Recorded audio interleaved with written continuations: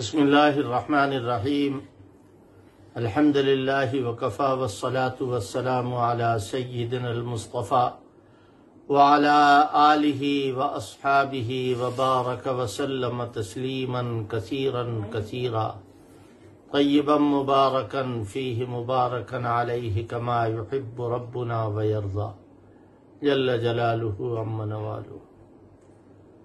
ابھی تھوڑی دیر پہلے سہارنپور سے یہ اطلاع ملی ہے کہ حضرت مولانا محمد سلمان سہارنپوری ہماری اس دنیا سے رخصت ہو گئے۔ آنے جانے کا مسئلہ تو لگا ہی رہتا ہے، اللہ تعالیٰ نے دنیا میں جس کو بھیجا ہے وہ جا کے رہے گا، اور موت اور حیات تو ایک نظام ہے۔ الذی خلق الموت والحیات لیبلوکم ایکم احسن عملا، کہ مرنے جینے کا تو ایک نظام ہے۔ ایک آدمی مرتا ہے، دنیا سے رخصت ہوتا ہے، 10 آدمی مزید آتے ہیں، یہ سب سلسلہ چلتا رہتا ہے۔ لیکن بعضی اموات ایسی ہوتی ہیں جو ایک خاندان کا متاثر ہونا نہیں ان پر موقوف ہوتا، بلکہ ایسا لگتا ہے کہ جیسے ویرانی چھا گئی ہے سب طرف۔ میرا خیال یہ ہے کہ حضرت مولانا سلمان صاحب کا شمار انہی مقتدر علماء میں ہے کہ جن کے وجود سے عالم منور تھا، اور ان کو سب لوگ اپنا محبوب سمجھتے تھے، اہل علم ان کی بہت قدر کرتے تھے۔ اور عجیب اتفاق ہے کہ یہ اموات جو بڑے بڑے لوگوں کی آج کل ہو رہی ہیں، یہ سب دنیا سے جا رہے ہیں، مگر اپنے پیچھے اپنا کوئی ثانی چھوڑ کر کے نہیں جا رہے۔ اللہ تعالیٰ امت کے حال پر رحم فرمائے اور امت کو نعم البدل نصیب فرمائے۔ حضرت مولانا سلمان صاحب سے میرا تعلق لگ بھگ 50 سال پرانا ہے۔ جب میں سہارنپور میں پڑھتا تھا سن 1966، 67، 68، یہ 3 سال تو میں سہارنپور میں رہا، اور مولانا سلمان صاحب مجھ سے 2 درجے آگے تھے۔ اور یہ ایک عجیب بات ہے کہ پورے مظاہر العلوم میں یہ شہرت تھی کہ مولانا سلمان صاحب سے زیادہ بہتر کوئی صاحب استعداد نہیں ہے۔ تمام دورے کی کتابوں میں تمام کتابوں کے اسباق پڑھنے جاتے تھے، مگر عبارت کا پڑھنا انہی کے حصے میں آتا تھا۔ اور مجھے وہ منظر یاد ہے کہ ہر سال جب شیخ الحدیث حضرت مولانا زکریا رحمۃ اللہ علیہ مسلسلات ختم کراتے تھے تو 5-5 گھنٹے مسلسل مولانا سلمان صاحب تنہا عبارت پڑھتے تھے۔ اور مجال ہے کوئی غلطی ہو جائے، مجال ہے کہیں پر کوئی سکتہ ہو جائے، اللہ تعالیٰ رحمت فرمائے، اللہ تعالیٰ کرم فرمائے۔ پھر حضرت شیخ کے زمانے میں حضرت شیخ نے ان کو منتخب کیا۔ یاد رکھیے، کتابت کے لیے جو منتخب ہوتا ہے وہ عزیز ترین ہوتا ہے، وہ عزیز ترین ہوتا ہے۔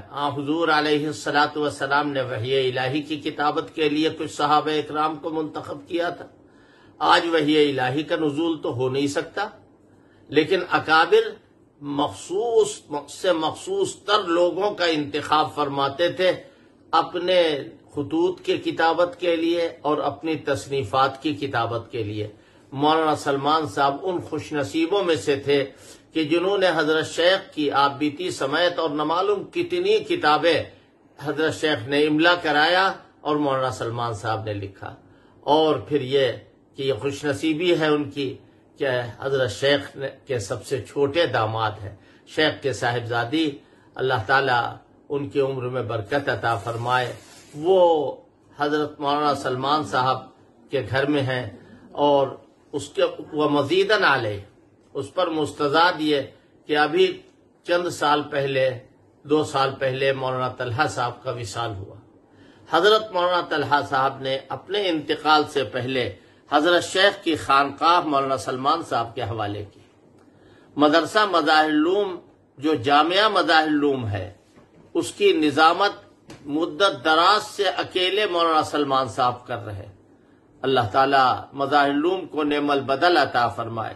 یہ تمام وہ افکار و خیالات تھے کہ جس کی وجہ سے میرے اوپر اثر تھا اور میں سوچ رہا تھا. اور میں تمام لوگوں سے یہ اپیل کرتا ہوں، مولانا سلمان صاحب کے ملنے جلنے والے پوری دنیا میں ہیں.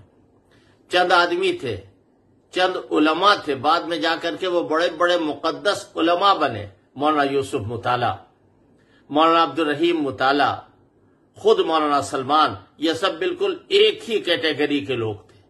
اور ان سب کے اندر حضرت شیخ کا اسوہ چھپا ہوا تھا. مولانا سلمان صاحب کو دیکھنے کے بعد پتہ چلتا تھا کہ یہ اس زمانے کے نہیں ہیں بلکہ یہ پرانے زمانے کے ہیں، اس لیے کہ بغیر بنیان کا کرتا پہنے ہوئے پسینے میں شرابور اور مدرسے کا کام کر رہے ہیں. پیروں سے ٹانگوں سے معذور تھے تو روزانہ موٹر سائیکل پر پیچھے بیٹھ کر کے مدرسے جاتے تھے اور وہاں انتظام دیکھتے تھے. تو میں یہ بات اس لیے عرض کر رہا ہوں کہ پوری دنیا میں پھیلے ہوئے ہیں تمام وہ احباب جو مولانا سلمان صاحب سے متاثر ہیں، تمام وہ طلبہ جو مظاہر العلوم سے پڑھ کر کے گئے ہیں. خاص طور پر ایصال ثواب کریں، دعائے مغفرت کریں، اور اس کے ساتھ ساتھ مظاہر العلوم کے لیے دعا کریں کہ اللہ پاک اچھے افراد ہمارے اداروں کو نصیب فرمائے. اور اسی طرح حضرت شیخ کی خانقاہ جو اس وقت بظاہر سونی ہے، اللہ پاک اس کو آباد فرمائے. ایسے افراد ہوں کہ جو اس خانقاہ کو آباد کریں. اللہ تعالیٰ تمام مرحومین کی مغفرت فرمائے اور تمام مرحومین کے پسماندگان کو صبر جمیل کی توفیق نصیب فرمائے. اور یہ آنے جانے کا سلسلہ تو چلا ہی کرتا ہے، لیکن بہرحال قدرتی طور پر، فطری طور پر ایسی اموات کا صدمہ اور افسوس ہوتا ہے. وما کان قیس حلقہ حلق واحد وما کان قیس حلقہ حلق واحد ولکنہ بنیان قوم تہدما. سلمان کی موت اکیلے ان کی موت نہیں بلکہ ایک قوم کی بنیاد ہے جس کے اندر زلزلہ آیا ہے. اللہ پاک رحم فرمائے، ہمارے تمام مدارس کی اللہ پاک مدد فرمائے، خانقاہوں کی مدد فرمائے.